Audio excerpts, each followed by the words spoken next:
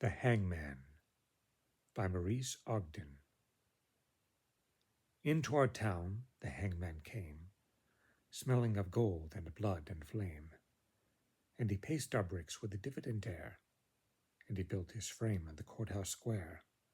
The scaffold stood by the courthouse side, only as wide as the door was wide, a frame as tall or little more than the capping sill on the courthouse door. And we wondered, whenever we had the time, who the criminal, what the crime the hangman judged with a yellow twist of knotted hemp in his busy fist. And innocent though we were, with dread we passed those eyes of buckshot lead.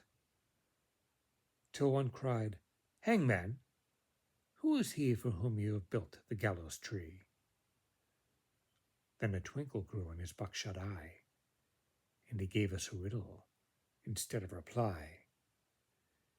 "He who serves me best," said he, "shall earn the rope on the gallows tree." And he stepped down, and he laid his hand on a man who came from another land.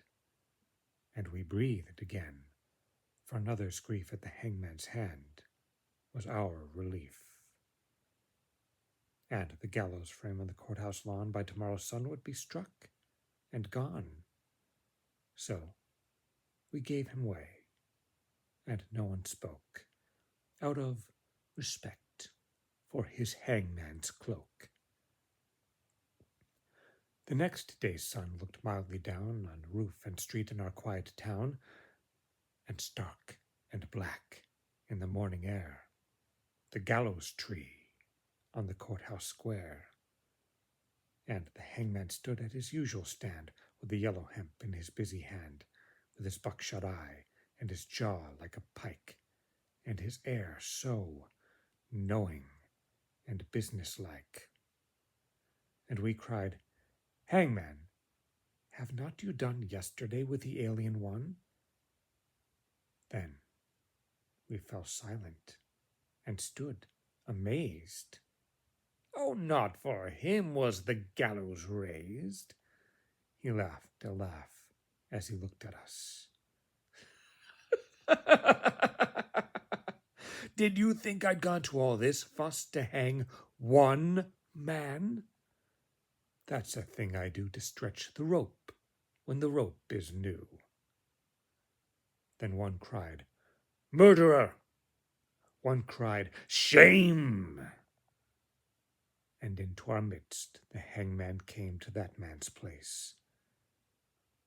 "Do you hold," said he, "with him that was meet for the gallows tree?" And he laid his hand on that one's arm, and we shrank back in quick alarm, and we gave him way, and no one spoke, out of fear for his hangman's cloak. That night we saw with dread surprise the hangman's scaffold had grown in size, fed by the blood beneath the chute.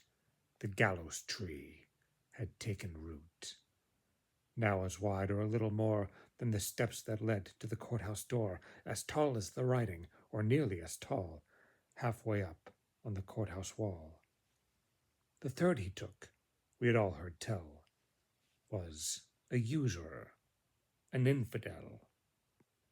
"And what," said the hangman, "have you to do with the gallows bound, and he a Jew?" And we cried out, "Is this one he who served you well and faithfully?" The hangman smiled. "It's a clever scheme to try the strength of the gallows beam."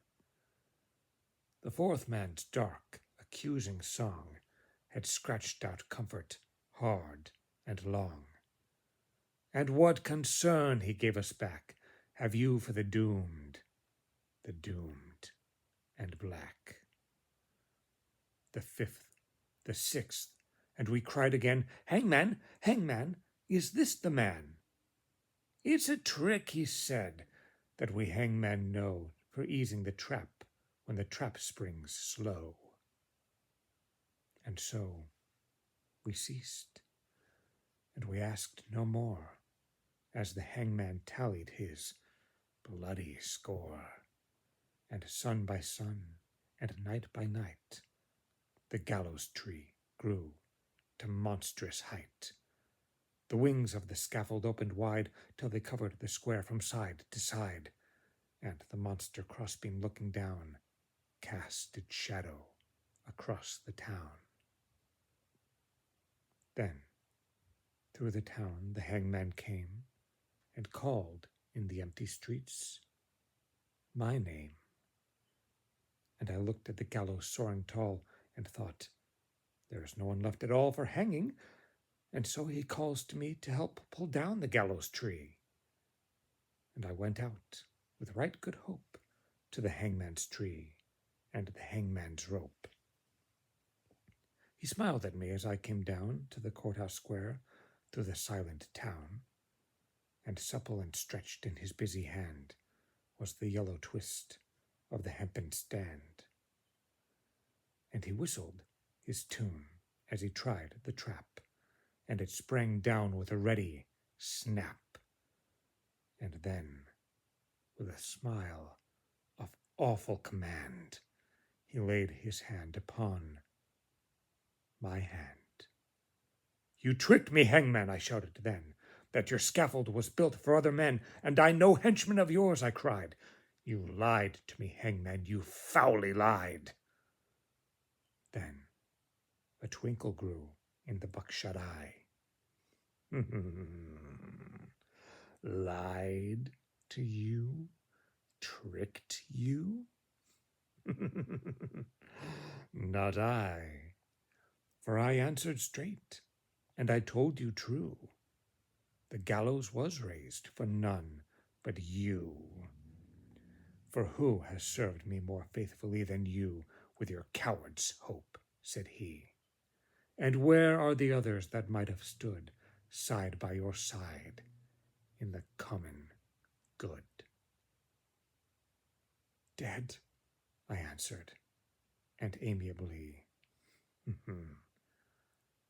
murdered, the hangman corrected me. First the alien, then the Jew. I did no more than you let me do. Beneath the beam that blocked the sky, none had stood so alone as I. And the hangman strapped me, and no voice there cried, stay for me in the empty square.